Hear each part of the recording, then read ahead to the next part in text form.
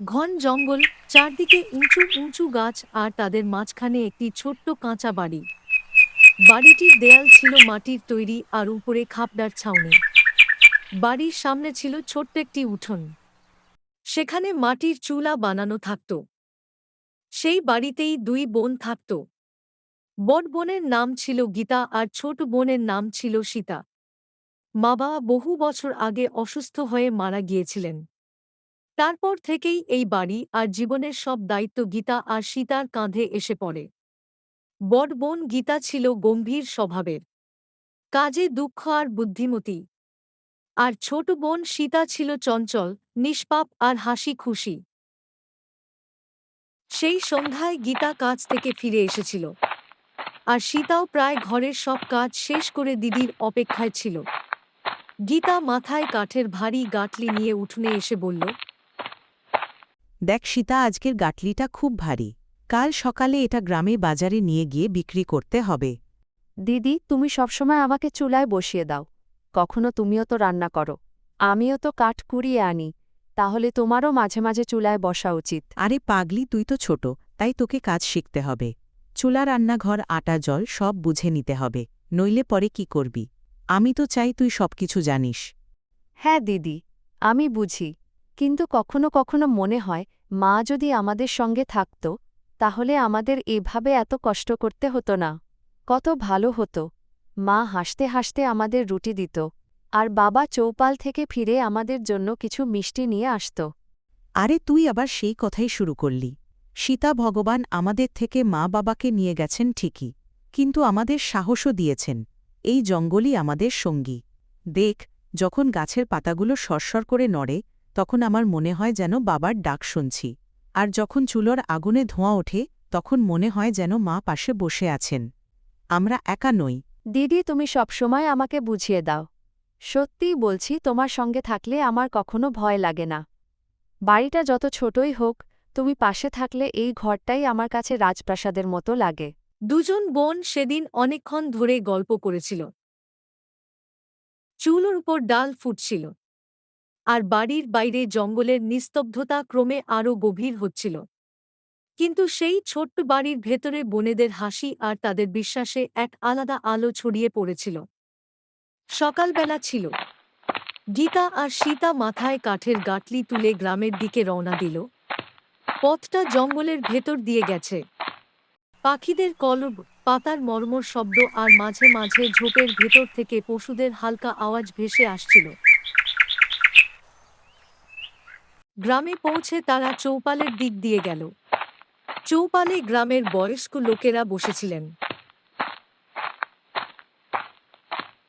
আরে গীতা, সীতা, আজ আবার এত কাঠ নিয়ে এসেছ? এত ভারী গাঁটলি তোমরা দুজন একাই কিভাবে বয়ে আনো? জঙ্গলে ভয় লাগে না? বাবা, মাঝে মাঝে ভয় তো লাগে, কিন্তু আমাদের বিশ্বাস ভগবান আমাদের সঙ্গে আছেন। আর এই জঙ্গল আমাদের মা বাবার মতো, ওরাই আমাদের ভরসা দেন।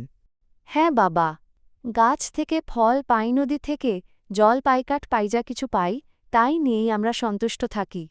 আমাদের ভয় লাগে না। এখন আমরা চলি বাবা, দেরি হয়ে যাবে, এইসব কাঠ বাজারে বিক্রি করেও আসতে হবে। চল দিদি। এই কথা বলে দুজনই কাঠের গাঁটলি নিয়ে বাজারের দিকে চলে গেল। কিছু সময় পরে যখন দুই বোন কাঠ বিক্রি করে বাড়ি ফিরল, তখন আকাশ পুরো কালো হয়ে গিয়েছিল। বর্ষাকাল ছিল। সন্ধ্যা হতেই তীব্র ঝড় শুরু হয়ে গেল। দেখতে দেখতে বৃষ্টির ধারা নামতে লাগল। গীতা সীতা ঘরের ভেতরে।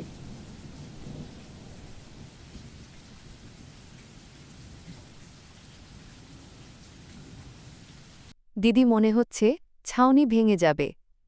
বাইরে ঝরে গাছদোলার শব্দও শুনতে পাচ্ছি। এখন আমরা কোথায় থাকব? ভয় পাস না বোন, ভগবান সব দেখছে। আর যদি ঘর ভেঙেও যায়, আমরা আবার বানিয়ে নেব, সাহস রাখ। যতক্ষণ আমরা দুজন একসঙ্গে আছি, কোনো বিপদই আমাদের ভাঙতে পারবে না।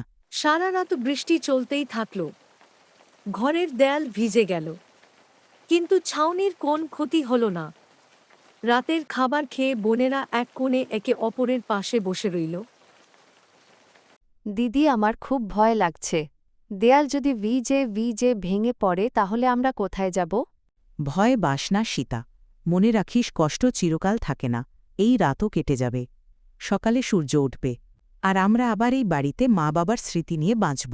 আর দেখ, ছাউনিটাও তো ভাঙেনি, ঝড় এখন থেমে গেছে, শুধু অল্প একটু বৃষ্টি হচ্ছিল। গীতা সীতাকে সামান্য সাহস জুগিয়ে তাকে চুপ করিয়ে দিয়েছিল। কিন্তু সারা রাতেই দুই বোনের মনে তাদের ঘর নিয়ে দুশ্চিন্তা ঘুরপাক খাচ্ছিল।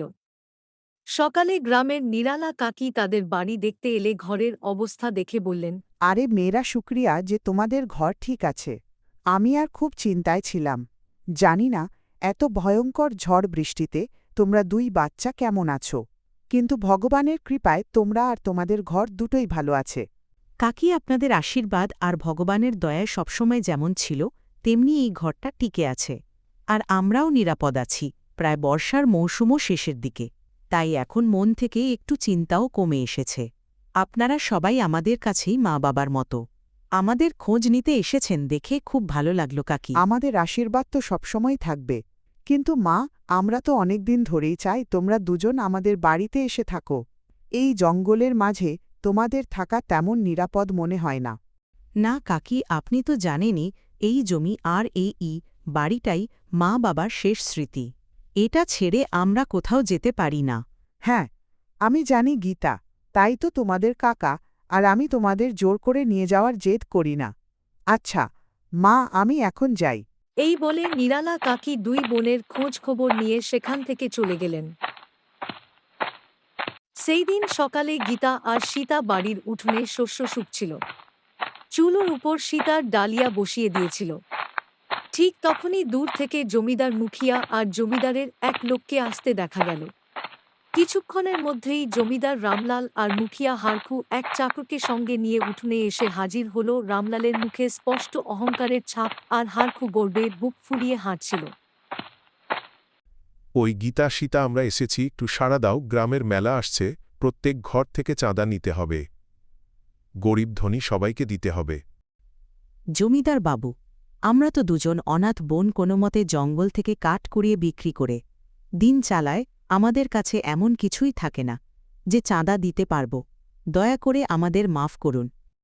আরে ও, আমাদের অজুহাত শোনাতে এসেছিস? মেলা গ্রামের সম্মান যদি চাঁদা না দিস, কাল চৌপালে তোর নাম বদনাম করে দেব, সবাইকে বলে দেব তোরা দুবোন গ্রামের কাজে হাত লাগাস না। গত বছরও তোরা তাই করেছি ছিলি, তবুও আমরা তোদের কথা মেনে নিয়েছিলাম। জমিদার বাবু, গ্রামের সম্মান আমাদের থেকেও বেশি আর কে বোঝে? আমরাও তো এই গ্রামেরই মেয়ে, কিন্তু যে মানুষ কোনো মতে পেট ভরে খাওয়ার মতো শস্য জোগাড় করে, তার কাছ থেকে আপনি সোনার ওপর মতো চাঁদা চাইছেন। এটা তো অন্যায়। চুপ কর মেয়ে, বেশি মুখ চালাস না। গ্রামের সম্মানীয় লোকের সঙ্গে কেউ এভাবে কথা বলে? আমরা এই গ্রামের মুখিয়া, কার ঘরে কত আছে সব আমাদের জানা, ভাবিস না। তোর গরিব আমাদের চোখে পড়ে না। গরিবের কাজ চুপ থাকা আর যা হুকুম দেওয়া হবে তা মেনে নেওয়া। রামলালজি, এদের ছেড়ে দিন। চলুন চৌপালে এদের নাম তুলি আর মেলায় এদের ঢোকা নিষিদ্ধ করে দিই। তারপর দেখা যাবে গ্রামের লোকজন এদের সঙ্গে কেমন ব্যবহার করে। ঠিক আছে, আমরা এখনই যাচ্ছি, কিন্তু মনে রেখো মেয়েরা, জমিদারের কথা অমান্য করা সহজ নয়। আজ না হোক কাল তোমাদের হিসাব দিতেই হবে। এই কথা বলে দুজন আর চাকর চলে গেল। পরের দিন সকালে গীতা আর সীতা কিছু কাঠ সঙ্গে নিয়ে গ্রামের বাজারের দিকে যাচ্ছিল। তখনই তারা দেখল জমিদার আর মুখিয়া গ্রামের কয়েকজন লোককে জড়ো করে আসন্ন মেলা সম্পর্কে বলছে। শোনো শোনো গ্রামবাসীরা, এ বছরের মেলা আমাদের গ্রামের গর্ব। প্রত্যেক ঘর থেকে চাঁদা নেওয়া হবে, কোনো অজুহাত চলবে না। গরিব হোক বা ধনী, সবাইকে দিতে হবে।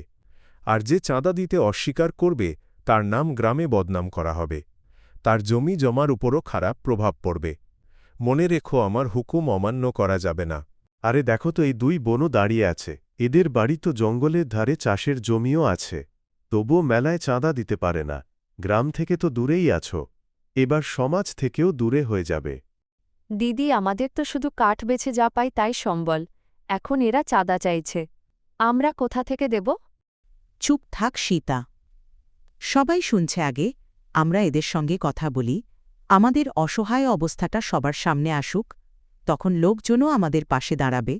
মুখিয়াজি, জমিদার বাবু, আমরা দুজন অনাথ বোন যা পাই তাই দিয়ে কোনোমতে পেট চালাই, কথা আপনারাও আর গ্রামের লোকজনও জানেন মেলায় আমরা সেবা দেব।